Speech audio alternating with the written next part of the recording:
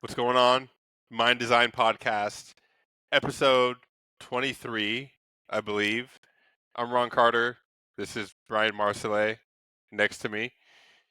And so on this podcast, what we like to do is we like to talk about the mind, business, consciousness, personal growth. And so just jumping right into it, because I love talking about this, Brian, what is your opinion on what consciousness is? Like if somebody had to say, Brian, give me an elevator pitch on what consciousness is. Yeah, talk about being put on the spot. For me, I think consciousness is, I want to say that feeling you get inside where you almost know automatically what's right and what's wrong.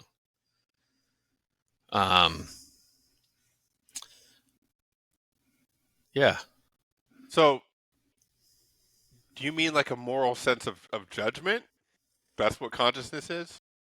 Well, for me, Or a that's sense of morality? I don't think of consciousness like anything else but your inner thoughts, your inner voice. How about yourself?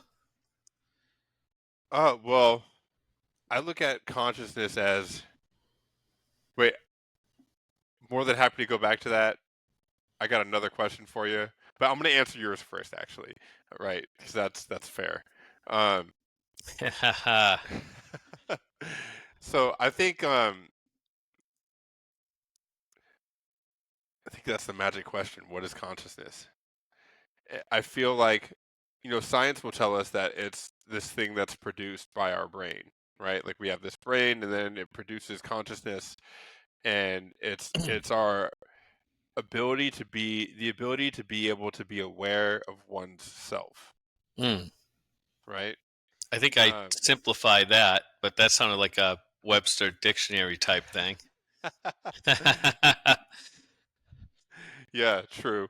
That's just how my brain works, man. You can't fault me for being a smart Yeah. dude. Okay, Ron Webster Carter. But yeah, Yeah. like it's like being aware that I'm aware is Yeah. like the essence of consciousness. But I think it could actually go a lot deeper than that. I've had experiences where, because I've dwelt on like what is consciousness and what does it mean to be alive, and so in a simpler way, the way that I like to look at it now is like the soul or the spirit or the thing that makes you alive. When we think the words I, like I'm hungry or I want an energy drink or I'm watching this podcast or this video on YouTube, it's like, Mm. what is that I when you say It when you almost, say that, you know? yeah, it almost sounds what you're passionate about, the way you're describing that. Yeah, well, I mean, I've spent so much time asking myself these questions, right? Oh, yeah, yeah. And so it's like, but like what is that I though? Like, because we all have this inner monologue, this inner dialogue when we're doing things, right? Well, I assume that all of you guys watching this do. I do. Mm. When I'm hungry or I feel like I need to take a shower, I think I need to take a shower. It's like, well, who is I? Like, who is that I? Right? And then I actually had a previous mindset coach, go through this exercise with me, and he said, "Well, who's that I?" And I was like, "Well, it's me." And then he said, "Well, who are you?" And I was like, "Well, I'm Ron, and I'm from here, and this." And he's like, "No, no, no. That's a story that you tell yourself about who you are, but that's just a story. If you take the story away, who are you?" Mm. And I was like, "Well, I'm me. This right here, me." And he's like, "Oh, okay, so you're your body then." And I was like, I mean, yeah, I guess. And then he said, Whoa. yeah, and then he said, okay, so you you are your body, right? Okay, so what if, and God forbid I wouldn't ever do this, but what if I told you to put your hand out on this table and you put your hand on the table and then I take a machete and I Oh, just Jesus. chop it off, right? And Jesus, Ron. and he said, and then I grab. Just bear with me. I know this is like, where is this dude going with this? And then he said, and then I grab your hand and I throw it on the floor right in front of you, and I say, look at that. And you're sitting there and you're looking at it. Like, would you still consider that you, or is that Now I'm a lefty. right? But the point that he was trying to make is this: it's like, okay, it's like the baby tooth that you lost when you were 6 years old that you put under your pillow and the tooth fairy came and got and it disappeared forever. Mm, Was that you? Or do you feel like you're all right here? And I was like, mm. oh, I guess it was a part of me at one point. He's like, so like it's either you or it isn't. Well, so we're always expanding, right? Right. Well, I guess the point that I'm trying to make with this is just like how a whirlpool, if you think of a whirlpool in a river, just imagine you're standing on a riverbank and you're looking at the water trickling through all these rocks. And there's one specific section where the rocks are formed in such a way that there's always a whirlpool right there, right? Okay, And you're yeah. looking, and we know that the water that's going around in that whirlpool, it's all made up of all these little particles, H2O particles, you know, hydrogen, oxygen, but the same particles aren't going around in a circle over and over again. They're coming from up the river, they're going through the whirlpool, and then they're getting spat out. But the whirlpool looks like it's staying right there. Particles are always coming in, coming out, and it's like there's this energy vortex that's there that's not the water, and that's what the whirlpool really is. And so the way that I look at consciousness is the same way that I look at whirlpools, but instead of H2O, our bodies are made out of all of the things that it's made out of. And our consciousness is like the energy vortex that's causing this uh causing this self-awareness and this ability to like reflect and to even say that all these particles is me. But really the real me is the actual whirlpool. Mm. Does that make sense? Um, yeah, You're like, it's not really. it's something. It's an explanation. Let's put it that way. Um, yeah, that's that's interesting. That's interesting. I here's a question for you. Where do your thoughts come from? That's that's a great question. I mean, I would think that it's somewhere from like the unconscious mind, right? Yeah. Because it seems like they come out of nowhere. It seems like. Mm. Where do you think Yeah. they come from? I I think it's a combination of coming from nowhere, and I also think it's a combination of coming from your beliefs that were installed when you were young. I think there's a combination there. Um, some of my greatest ideas that ever came to me like in the middle of the night. I would wake up and I'd be like, oh my God, that's the solution. And I don't even know how it came to me, but it did. And then there's other times where I would think something and I'd be like, well, that's because of what happened when I was younger. That's why I believe that. But that thought came inside me. I didn't speak it, but it came into my head from a maybe a limited belief or maybe just a belief in itself. But then there's thoughts that come to me like, wow, where did that come from? But that's the perfect solution. Those are nice thoughts to have. Right, right. Yeah, I think that this is just my belief, right? Mm, From based, from the things that I've experienced, and that's that, like even when I say the unconscious mind, I'm not talking about like some stuff in my brain. Like when I say the mind, I'm referring to like that whirlpool energy thing, this like infinite power, like source, spirit, soul, yeah, all these God, different whatever you all want to these call different it. names for it, Sure. right?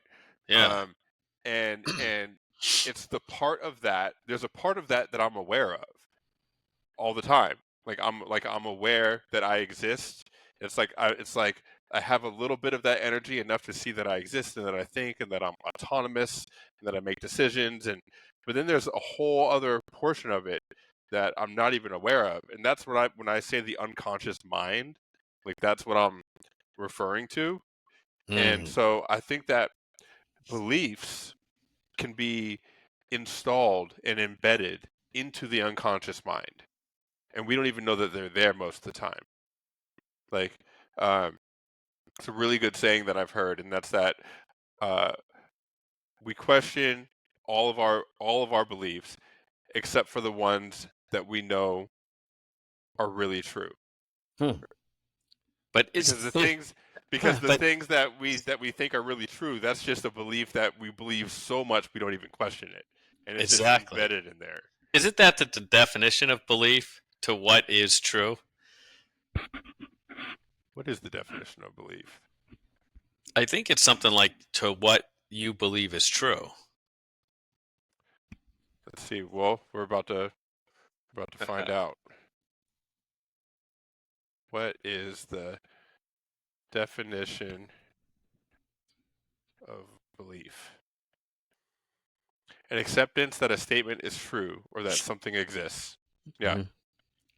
So, talk Let me get. about How do I stop this screen sharing? There we go. talk about good work. Talk about limiting beliefs, giving people challenges because when they have that limited belief, they believe it's true. Yeah. Well, I think that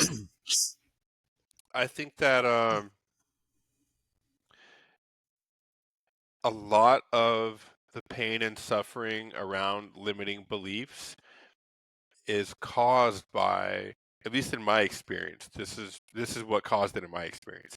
It was caused by me not properly identifying who and what I really am. And so here's what I mean by this. When I Whenever I viewed myself, because when I view myself a certain way, it's because I have a belief, right? Whenever I viewed myself as just a blank, fill in the blank. Like if you're watching this and you work construction, you're like, I'm just a construction worker. Anytime that you hear yourself describe yourself as just a, that's like there's so many limiting beliefs around that. Like I used to think, oh, I'm just like college kid, like trying to make it. I'm just an addict from when I was on the street. I'm just a piece of shit. I'm just a this. I'm just a that. Like these were all things that I've told myself, and now I've realized I've changed myself enough times to realize like there's no such thing as I'm just a this. It's like, and now I view myself as like, okay, I'm an expansive, like spiritual being having a human experience that gets to do anything that I choose. And Hmm. it's like, well, now when that's embedded in my unconscious, it becomes very easy to know that like I can do whatever, whether it's Anything. good or bad. Yeah. But Yeah. so, but even then, like there's always another limiting belief beneath the surface. Like it's almost like layers of an onion. It's like Yeah. Right. you peel one layer back and there's another one. It's infinite, an infinite Mm, onion. yeah. That's right. That's absolutely right. And the human mind or the human soul, we're always trying to get better. And, you just got to keep peeling that onion away. And I think once you get that onion peeled away, you start thinking closer like God would think, or spirit, or whatever your universe, whatever you want to call it. The fur the the more realization you have, the more you get closer to source. That's a really cool point because what I thought of immediately as soon as you said that was like all these like great spiritual teachers, right? Yep. Um, and no matter what like religion, right? Like Jesus Christ, like also like Gandhi. And I'm not saying these names to like lump them together. So if any of you guys are watching, you're like, you can't compare these. Like, don't get Yeah. mad, Don't or get offended. get We're mad if you just want. I can't control that, but I'm just saying we're just spitballing.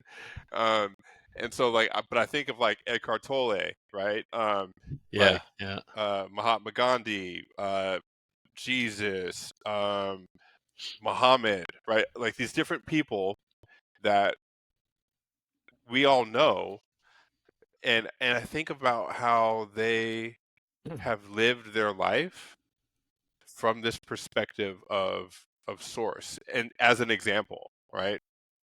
And I think the really cool thing is knowing that we're made out of the same thing as them, like flesh, blood, and spirit.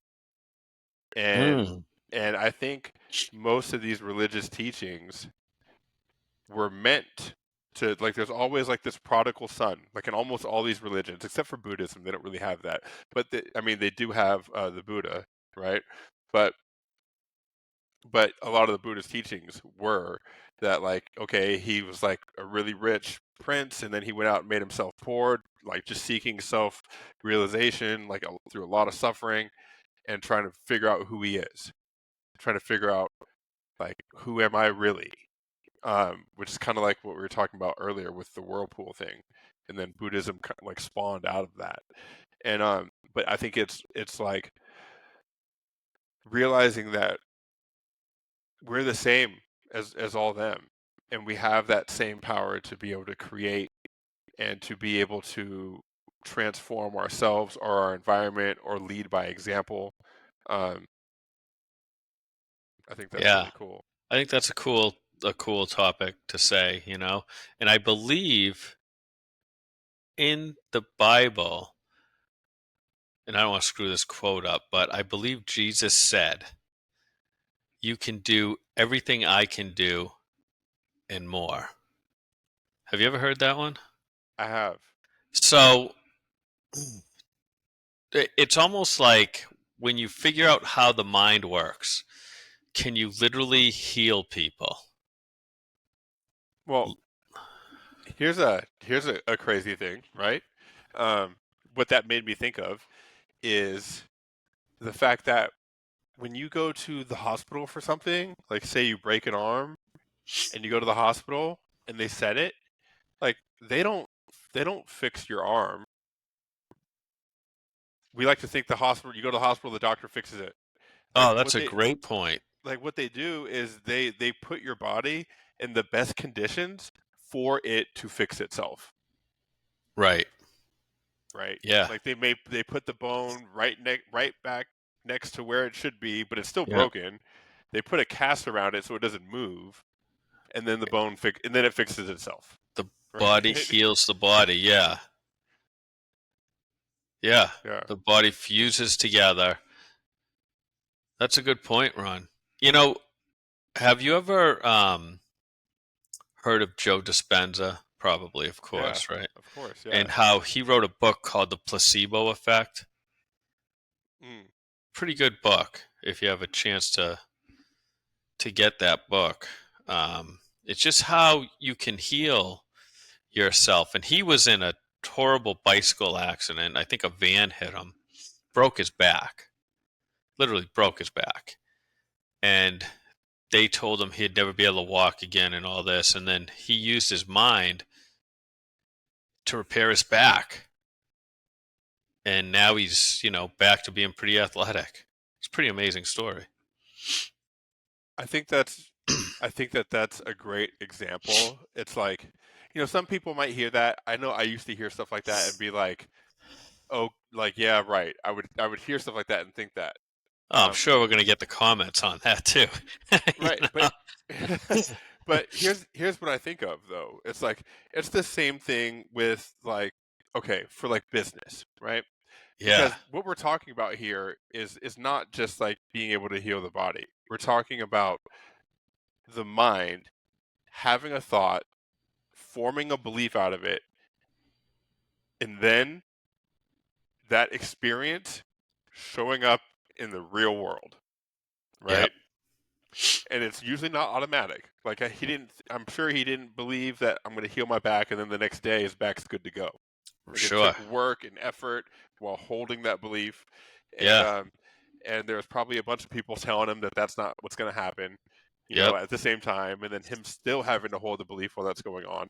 It's like the same thing with what happens in business. Like people start a business, and then like all the naysayers come out of the woodworks and say Yep. that's not going to work. Like this is a stupid idea. Like don't do that, or you should just go do this. Everybody has their opinion, and the people who hold the belief of what they want to create steadfast in their mind and keep taking action um, while having that belief usually end up getting there.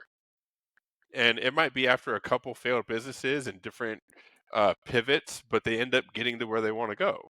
Yeah. And and They never lose sight of that vision, yeah, you know, and that's pretty cool. So it's yeah, almost kind of like you can do anything, and it's going to take time. It does take work. I'm not saying like you're going to sit there on your couch eating pom poms and it's going to show up on an Amazon box. right, You right. gotta work for it still. But like I said, the thoughts come to you on how to do things automatically. It's much like you just saying that about not sitting on the couch. It reminded me of so we have a garden in the backyard, right? And we're not growing any fruit. Um, we do have some herbs in the kitchen, like basil, thyme, some other stuff that we have growing. And so here's how this whole thing started, right? Because we have a whole bunch of other plants out in the backyard, different flowers, cactuses, different things. And it started with just empty plots of dirt. Actually, there was just a bunch of weeds when we moved in. Weeds and untaken care of, like dirt. We pulled all those out and we thought, let's get some plants, let's get some seeds. And, you know, we could you can go to anybody if you got some dirt and you got tomato seeds, right? If I give you a plot of dirt and some tomato seeds, um, most people will think like I can grow some tomatoes. Like yeah, just go out there, I water it, I put the seeds in the ground, go out there, water it. You're gonna grow some tomatoes.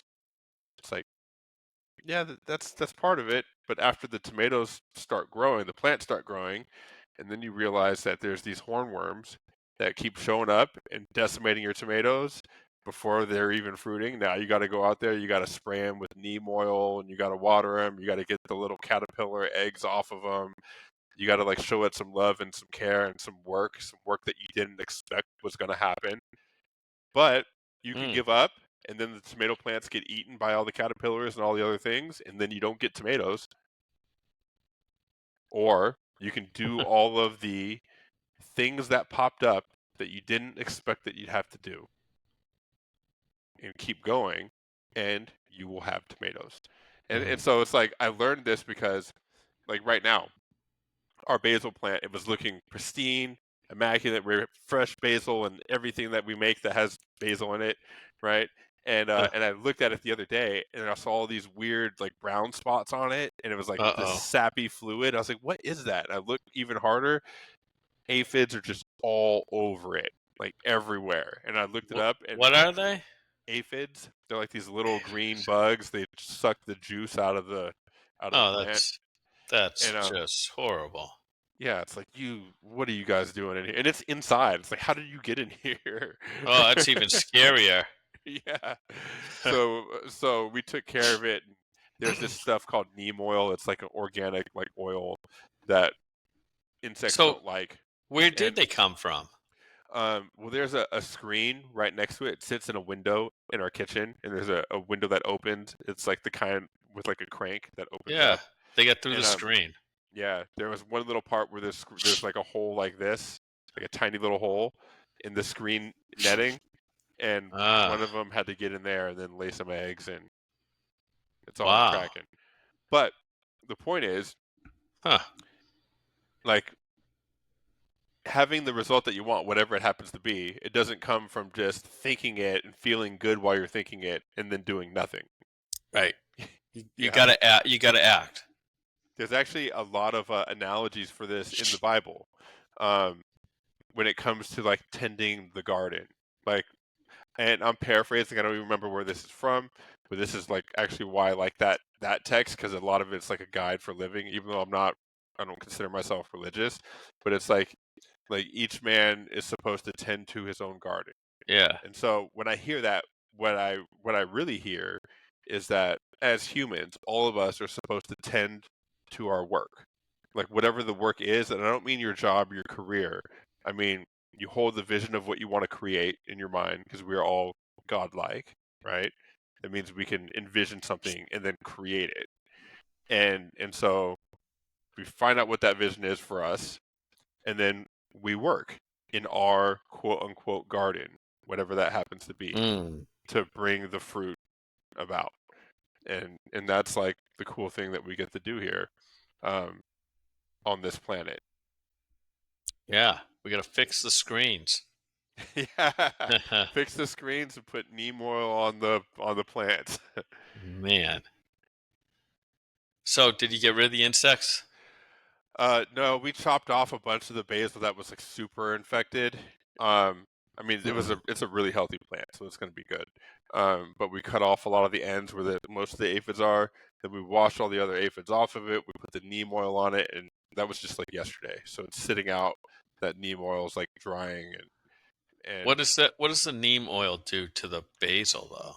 I'm gonna be honest. I don't really know. Oh, This Jesus. it's my girlfriend's she's more of a gardener than me. I'm just kind of like I'm the bystander that's getting all the knowledge from most of the work that she's putting in.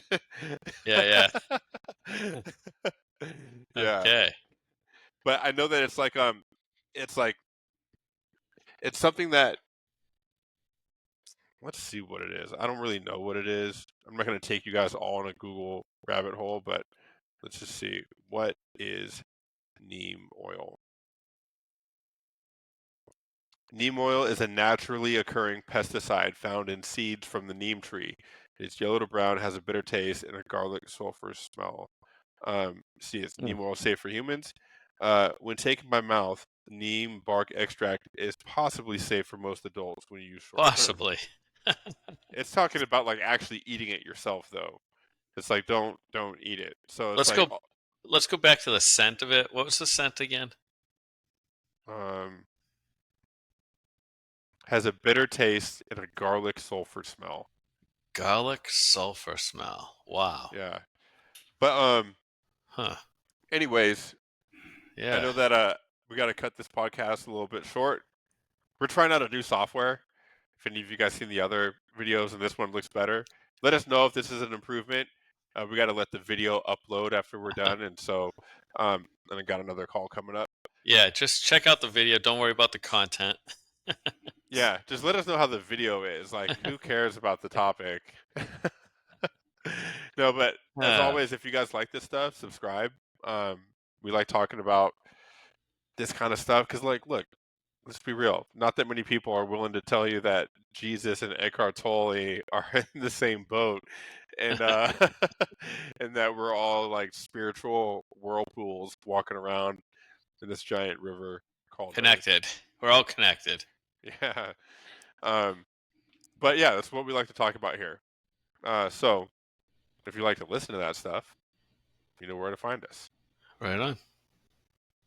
All right. Okay, Ron. See you Always guys. pleasure.